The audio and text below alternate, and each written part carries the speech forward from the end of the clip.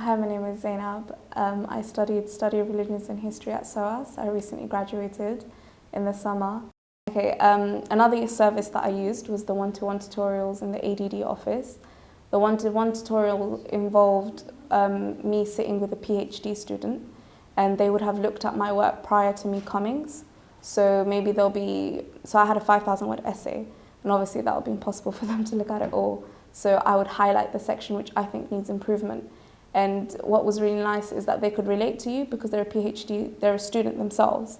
So they can give you really useful tips. And also because they don't specialize in that subject, nor do they know what you're talking about, they're there to look at the structure and help you improve your essay writing skills.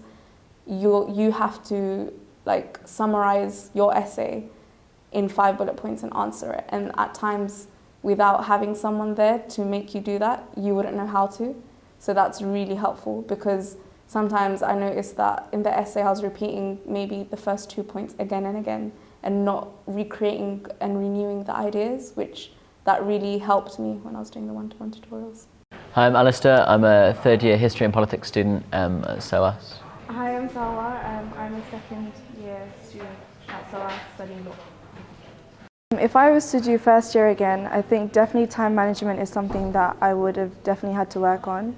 And also making use of facilities like what LTD provides, like the one-on-one tutorials, like the sessions that they have on essay writing and how to take notes and elements like this, because you might think that it's really easy to do and that you can just do it off the bat, but sometimes it does take quite a bit of preparation and you need someone who has that knowledge and has that guidance. And unfortunately, I did not take that into account in my first year, but definitely because these services are there to help me, I would definitely go for those services this year. So I guess if I was doing my first year again, I wish I'd known sort of more how the degree structure works in terms of how you're marked. There's a lot of myths and rumours around SOAS about how your final degree is marked in second and third year and how much different modules count for. So looking more into that and understanding that second and third year are sort of equally weighted, and a clear explanation of that I think would have helped me a lot more. So I wish I looked more into that or had a place to sort of find that out really. And I think LTD, if you go talk to them, I think the counsellors and stuff can help you with that as well. Yeah, definitely. Yeah, the ones that are in your department are really helpful with that kind of information because they sort of know how it works because they're within the department. Yeah. They sort of understand it much more and are much more able to explain it. Hi, I'm Fazana. I'm in my second year now and I'm studying Arabic and International Relations. Hi, I'm Serkan. I study law. I'm a final year undergraduate. If you're a first year, I find it really helpful if you just completely think, all right, this is a new chapter in my life. I need to do something new. I need to experiment and see how I learn. So trying out different things individually or collectively with other people will be really helpful.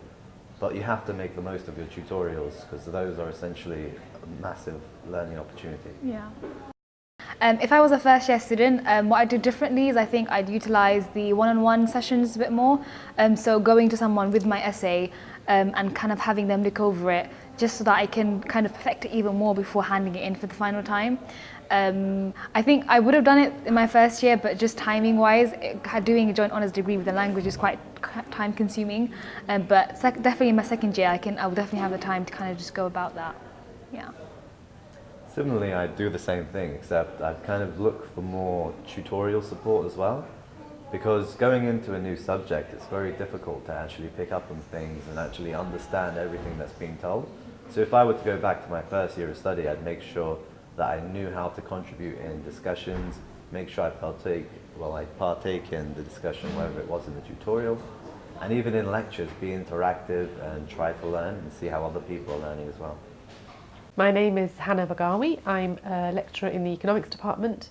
I teach 2 courses primarily, one in gender economics for undergraduate students and also a course in development economics for undergraduate students and students studying towards a diploma in economics. So for students wanting to improve and make the most of their studies here, I think there's lots of things you can do. I think make sure you make the most of your lecturer's time at the time that they make themselves available. So go to their office hours, talk to them well in advance of your deadlines for your essays, for example. Also work together with your fellow students. You know, if you're working on a similar essay topic, on presentations, take advantage of that. Form little groups if you can. Obviously make use of all the other services that SOAS offers, and that includes the LTD, but also if you are struggling with your studies, there's really good services to support you, and if you can make sure you visit those and assess and access those early on rather than waiting to the last moment. And similarly when it comes to the faculty office, you know, if you're having problems, if there's a reason why you're not progressing with your studies as you wish, make sure you talk to them and get the support that is on offer here and make the most of that. I guess from a perspective as a lecturer, for me, the one thing I would say is come prepared for your classes. You know, people these days are paying a lot of money to go to university, and it's a shame if you're not making the most of that. And these days, we have got really good services such as the BLE, where things are posted online. You can access most of journal articles online. There's no need to go to the library physically and find that textbook, at least not all the time. So make sure you make the most of those resources, come prepared, having read something in advance. Make sure you ask questions in class if you don't understand something. You know, there's lots of opportunities to engage with academics here. And often I think the best people are the tutors, your first point of contact in the tutorial, and then take it from there. So make the most of your time, really, and the people here.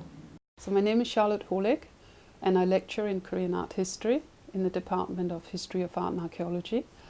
For first year students and for students who have been outside the academic environment for a while, my advice would be for them to make use of the Learning, Teaching, Development support, the Student Welfare Office, the various library sessions and so on. And there really is a huge amount of support available for students on all sorts of different levels, right from personal skills to relaxation skills to how to write essays, how to find things in the library and so on and so on. And perhaps initially it can all seem very overwhelming, but perhaps really try to sit down and consider what would be useful for me. When do I have time to attend the various sessions? And really, I guess, get into the system.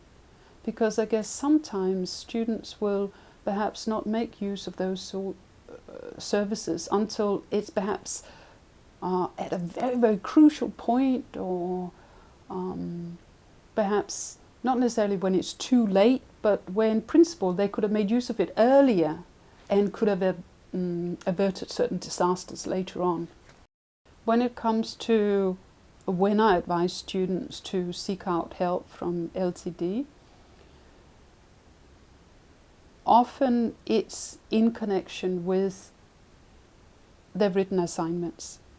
Again, because when you see students in class and I lecture, they may have give feedback in terms of when we have discussion sessions and so on and so on. But at times it can be very difficult to estimate which students have got different kinds of problems unless they themselves say something. For example, the quiet students can be the ones who write absolutely excellent essays. The very verbal ones can be the ones that find it very difficult to structure their essays and so on and so on, or the ones that perhaps have got a big problem with time management, or the ones that completely crumble when they sit exams. But unfortunately, you don't really know that until it's happened. What I do try to do at the beginning of a lecture is that sometimes on the PowerPoint, I will say, these are the key issues that I would like you to think about in today's lecture. Sometimes I will say, if you walk away from today's lecture knowing why X artist produce this particular type of work at this particular time, you're completely fine. You've understood what I'll be trying to convey over the next 2 hours. My name is Dr. Emilia Onyema. I am with the law school, the School of Law, but I am the Associate Dean for Learning and Teaching at the Faculty of Law and Social Sciences. My academic role, position, I'm a senior lecturer. in international commercial law. So what else should students do in addition to getting feedback? The most important thing is go to the learning and teaching development. We have that service. It's a service for students. The idea is to go there whenever they have problems. And then we have colleagues, conveners and tutors can also refer students to LTD, and LTD they have all sorts of services that they offer to students. The key thing is for study skills, and so you can get one-on-one service, and then they can help you with time management, with taking notes, with research skills. They can help with all sorts of things, preparing for exams. But again, the onus is on the student. The student has to be honest with themselves and know, okay, I'm struggling with, taking notes, or I'm struggling with retaining what it is I have read.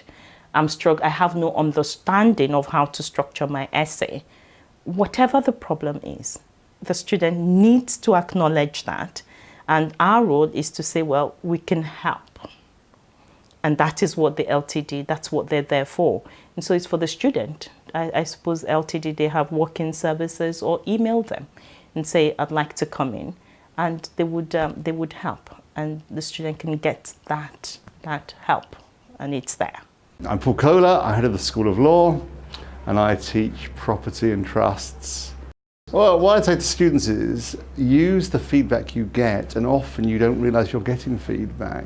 Students usually think of feedback as simply the notes at the end of an essay, or maybe en route to the end of an essay. Yes, that's feedback, and sometimes that's good because the lecturer or academic has put lots of effort into putting the feedback. Sometimes it's less so with increasing numbers. Lecturers don't always have the time to write detailed feedback. However, that's not the only type of feedback that exists. In tutorials, students are often very quiet. Students should partake and listen to what the academic or their fellow students say to them. That's feedback on their thoughts, on their arguments, on their ideas. That's incredibly important feedback. Yes, it's not written down at the end of an essay, but it will help them formulate their ideas, which is absolutely crucial.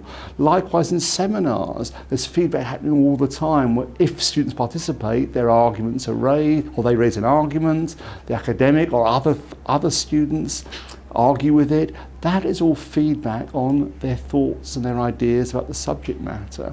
The danger with feedback, or students' obsession with feedback, is they turn it into, what was the perfect essay? Give me feedback on my essay. Tell me what I need to get me a first. It doesn't work like that. What you get is feedback on the approaches you've taken, the ideas you've used, the arguments you've raised, but it's for you to then process that and actually think through what's been said and enter into a dialogue, not to robotically copy whatever the lecturer wrote on your essay, assuming that will get you a first. One of the great problems with students in higher education is they think there's the perfect essay, they think there's a model answer, and they think feedback is all about turning their essay into the model answer. The whole point about teaching and learning at this level is there is no model answer. There are various ways to get to a first, there are various ways to fail. What we're trying to do is show you the various ways you might get to a first, which involves us engaging with your ideas and helping you improve the way you're arguing, the way you're using the material, the way you are thinking. So what I say to students is think about the feedback you're getting, which isn't simply the feedback at the end of an essay.